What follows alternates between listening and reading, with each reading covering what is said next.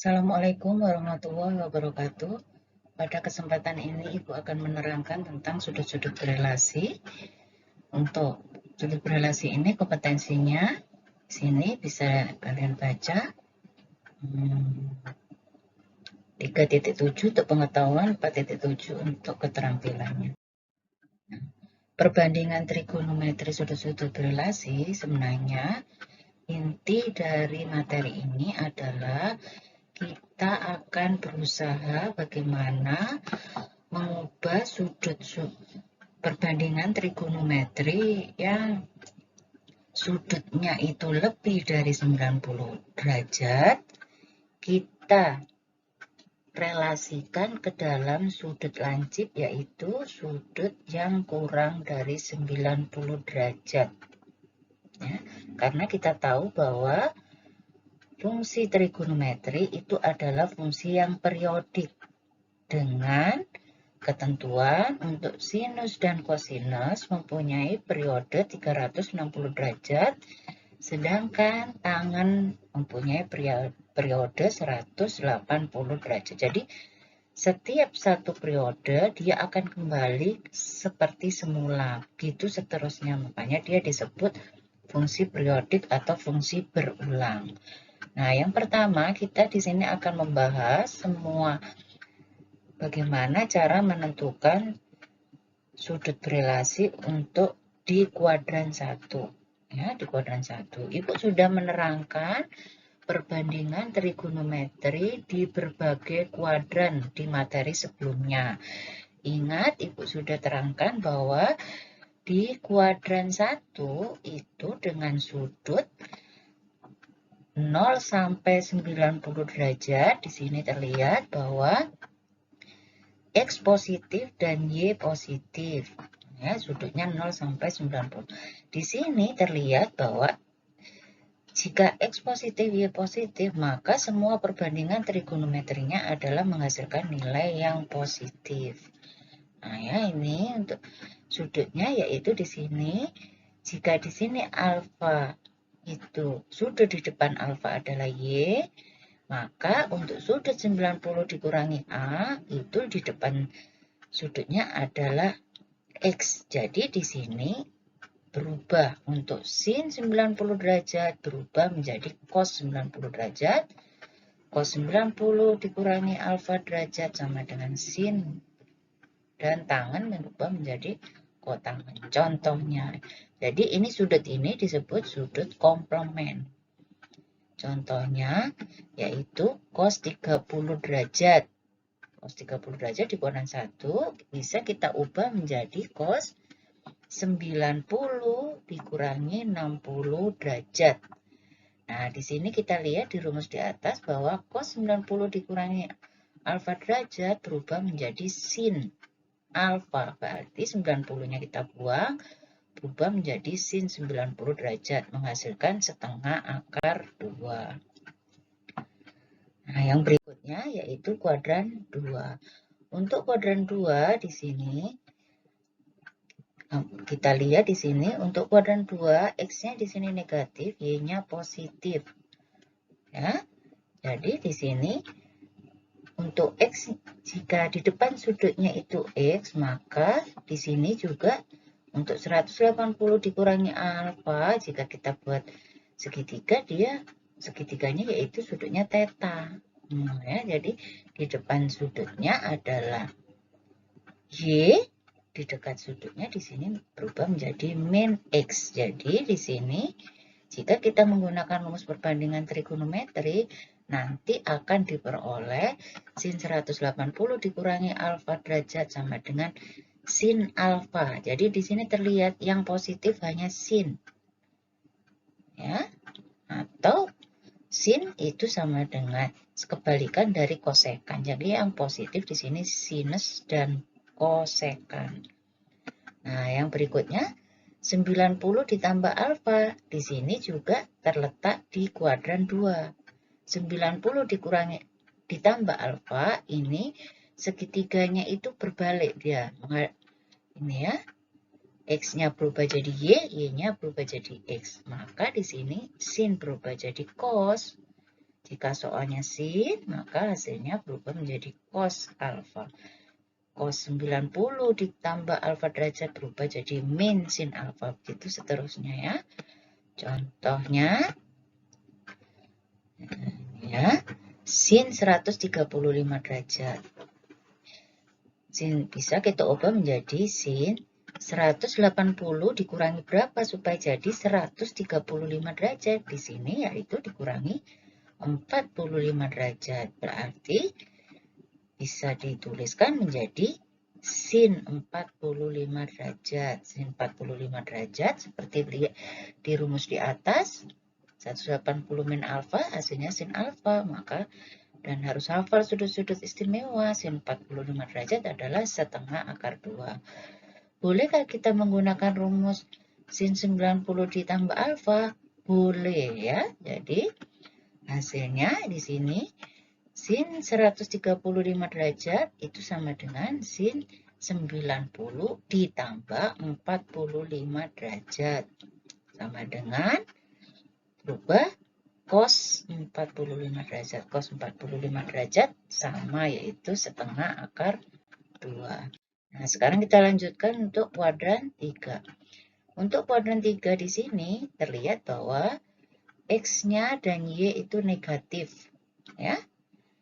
Ingat perbandingan trigonometri yang menggunakan rumus X dengan Y adalah tangen. Maka tangen di sini positif. Ya, jadi hanya tangen yang positif. Sin dan cos menghasilkan negatif. Jadi rumusnya bisa menggunakan 180 ditambah alfa atau 270 dikurangi alfa. Jika menggunakan rumus 270 alfa, sinnya berubah menjadi min cos. Ya. Contohnya, sin 210 derajat. Nah, ya, untuk sin 210 derajat, itu bisa ditulis menjadi sin 180 ditambah 30 derajat.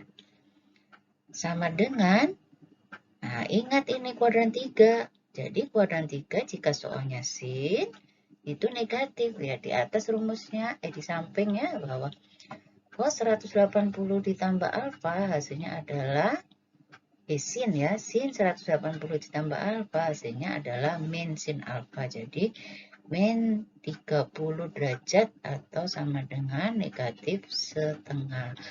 Bisa juga kita menggunakan rumus sin 270 dikurangi berapa supaya jadi 210.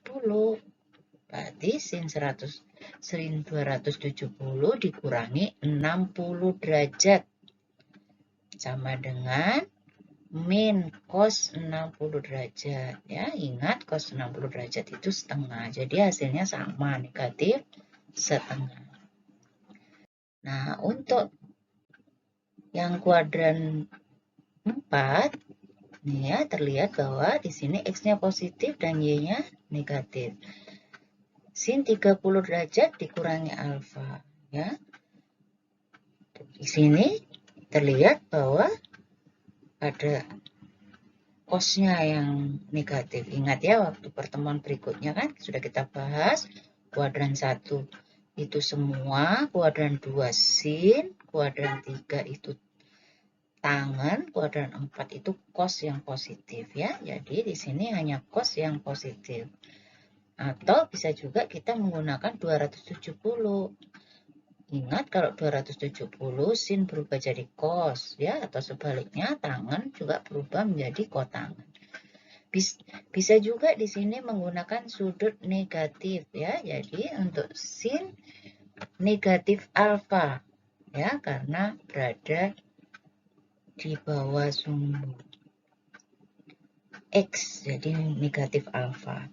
Di sini lihat ya, jadi cos negatif alfa itu sama dengan cos alfa. Ya, contohnya, jika ada soal cos negatif 10 derajat, jawabannya langsung sama dengan cos 10 derajat. Karena ini tidak sudut istimewa, jadi hasilnya cukup di sini aja. Jadi sudah benar jika kalian menjawab cos 10 derajat. Nah, untuk sudut yang lebih dari 360 derajat ya. Jadi Misalkan sudutnya itu lebih dari 360 derajat, kita akan mengubah menjadi sebuah kelipatan. Untuk sin 360, sin dengan cos, untuk tangan 180, sesuai dengan periodenya ya di sini. Ini rumusnya, contohnya 2 tangan 2100 derajat. Nah, ya. Karena tangan, ingat tangan periodenya 180 derajat, kita cari bilangan yang bisa membagi 180, yang bisa dibagi 180 yang mendekati 2100. Nah, di sini kita kalikan dengan 11. 180 dikalikan 11, dia mendekati 2100 dengan kurangnya yaitu 120 derajat. 120. Maka di sini kita buang 180 dikali 11-nya ini, tersisalah tangan 120 derajat. Ya. Ingat, 120 derajat itu kuadran 2. Maka bisa kita tulis menjadi tangan 180 dikurangi berapa supaya menjadi 120 derajat? Dikurangi 60 derajat. Karena kuadran 2, tangan itu adalah negatif tangan 60 derajat, yaitu negatif akar 3. Saya rasa di sini ya, jadi di sini Ibu sudah menerangkan beberapa contoh. Untuk berikutnya kita buat suatu kesimpulan. Kesimpulannya yaitu fungsi trigonometri itu adalah fungsi periodik atau fungsi yang berulang. Nah, jadi sudut berelasi ini prinsipnya yaitu mengubah sudut yang lebih dari 90 derajat menjadi sudut lancip atau kurang dari 90 derajat. Dalam segitiga, sudut tumpul itu artinya kuadran 2. Kuadran 1 itu 90 dikurangi alfa, kuadran 2 itu 90 ditambah alfa, dan 180 dikurangi alfa atau A ya di sini. Kuadran 3, 180 ditambah A, dan 270 dikurangi A. Kuadran 4, 270A, 360 kurangi A, dan negatif A. Dan sudut yang lebih dari 360.